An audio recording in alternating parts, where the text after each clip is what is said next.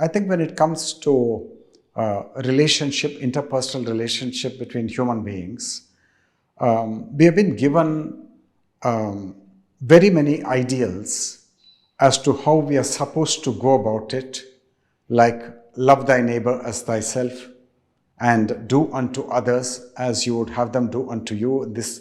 And these two sutras come from Christian ethics, but corresponding ones exist in almost every religion, including Hinduism. So I'm not going to go into those equivalent details.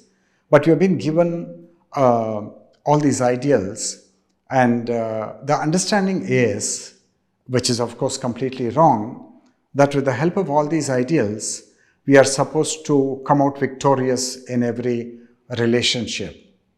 Now, on the other hand, if you look at what is transpiring in relationships, you find that it is the most difficult area of human life, where getting hurt, two people getting hurt, whether it is the father and the child, the mother and the child, or husband and wife, or two friends, two business partners getting hurt, is the commonest phenomena.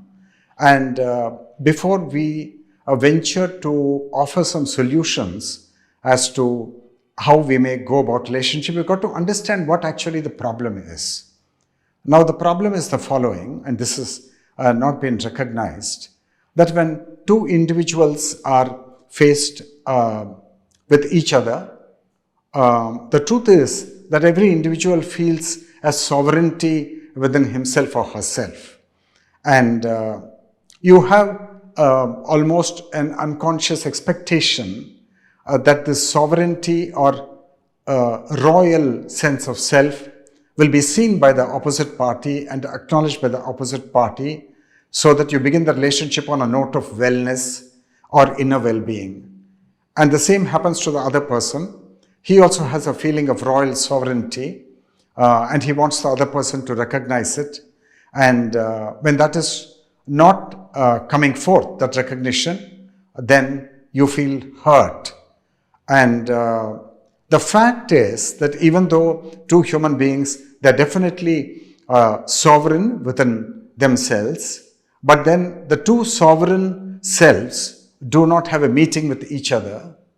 What meets with each other is the self of one individual and the self of another individual. And the self is just a shadow of that sovereignty for one person, and again, shadow of the sovereignty of the other person. Now, the sovereign feeling of the self is infinite, it cannot get hurt. But the self, which is just a vibration coming from that sovereign nature, is very limited, made up of a series of images as to what one is. And this invariably, these string of images, these get hurt.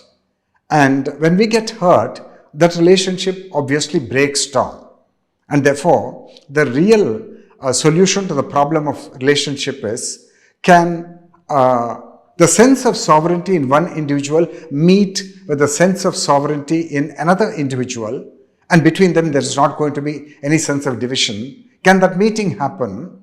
And is that meeting possible if the two selves, which are limited emanations of each sovereignty, subside and set under the horizon, like the sunset, they set under the horizon? Then can the two sovereignties come face to face? Then will there be harmony, will there be love, or will there be a quarrel? That's the whole question. We've got to think about that.